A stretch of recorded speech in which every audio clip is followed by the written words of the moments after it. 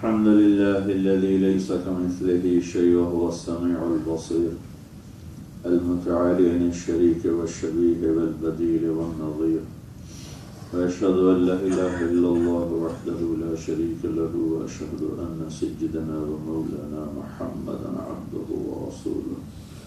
أما بعد، فأعوذ بالله من الشيطان الرجيم. بسم الله الرحمن الرحيم. ففروا إلى الله إني لكم منه نذير مبين. وقال تعالى: وسارعوا إلى مغفرة من ربكم وجنة عرضها السماوات والأرض أعدت للمتقين.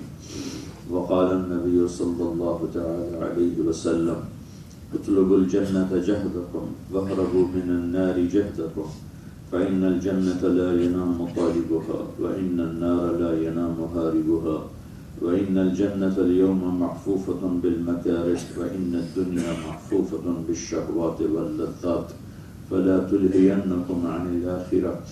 وقال النبي صلى الله تعالى عليه وسلم: ارتحلت الدنيا مدبرة وارتحلت الآخرة مقبلة، ولكل واحدة منهما بنون، فكونوا من أبناء الآخرة ولا تكونوا من أبناء الدنيا، فإن كل أم يتبعها ولدها.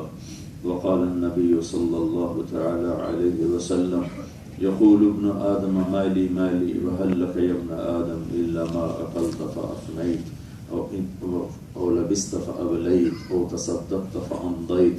وقال النبي صلى الله تعالى عليه وسلم: مالي وللدنيا ما أنا والدنيا إلا كراكب استظل تحت شجرة ثم راح وتركها. وقال النبي صلى الله تعالى عليه وسلم: ألا هل مشمر للجنة، فإن الجنة لا خطر لها، وهي رب الكعبة نور يتلألأ، وريحانة تعتز، وقصر مشيد، ونهر مضطرب، وثمرة نضيجة، وزوجة حسناء جميلة، وحلل كثيرة في مقام أبد في دار سليمة، وفاكهة وحبرة ونعمة وخضرة في محلة عالية بهية، أو كما قال.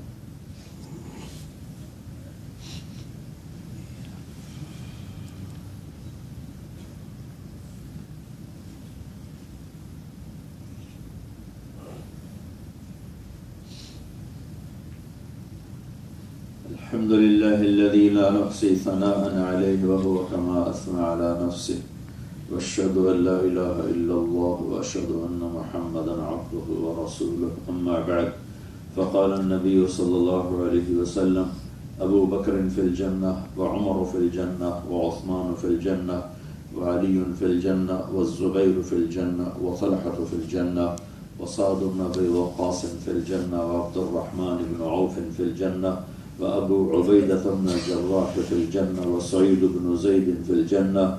أولئك حزب الله، ألا إن حزب الله هم المفلحون، ألا إن حزب الله هم الغالبون.